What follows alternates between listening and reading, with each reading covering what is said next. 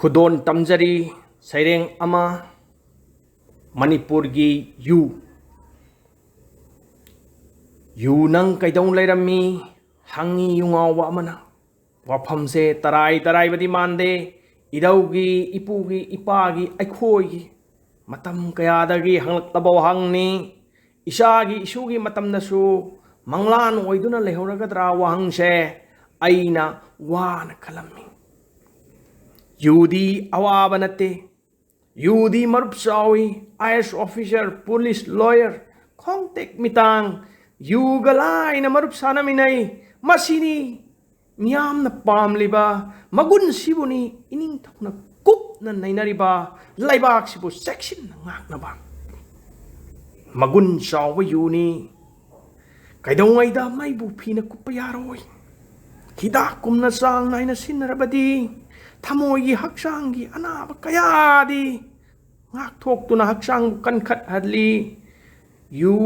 थिंगसी हाइबिगनु इकाइद्रबरने नमाइदुबु मैहौरोलगी मतमदगी खुन अमा यू अमा मणिपुरदी यू पामी मणिपुरदी सानबा पामी जगोई पामी मणिपुरदी वाफम से लाले हाइरसिरा सानबा हाइबदी नुआइबा हाइबनी जगोई हाइबदी नुआइबा हाइबनी यू हाइबदी नुआइबा ओइरोइद्रा की यू से कीरीबसे असुंब खोंथांगनी अयंबबु लाइना लौबिगनु अराइबबु लाइना लौबिगनु खनब याब वाफमदी अकीबगी अतोप ममाइदो नुआइबगी मसकनी सगोन कांजैगी मसानदा रासरगी Jagoi खुथेक्ता अखोइगी मोइबुंगी पुंगलोंदा ताइबंग पानसिगी मफम पुनमक्ता नखिब ngakni Argentina England Moscow Mathura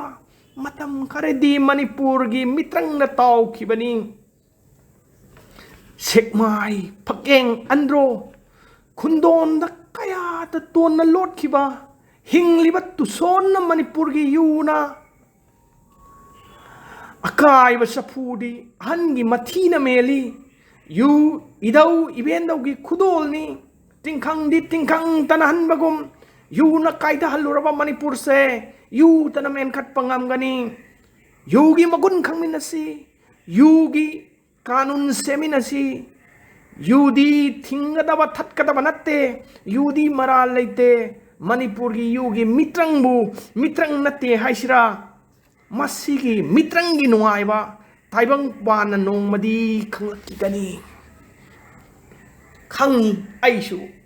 करीगी यूबु लालहलबिबा करीगी अदुक्की जाबा इपा इपुना पेनागी खुथेकपु नुमित चुप्पा सानदे सगोन कांजैबु नुमित चुप्पा सानदे रास जगोइबु चही चुप्पा करीगिनो नंगना सानरिबा यूबु नुमित चुप्पा चही चुप्पा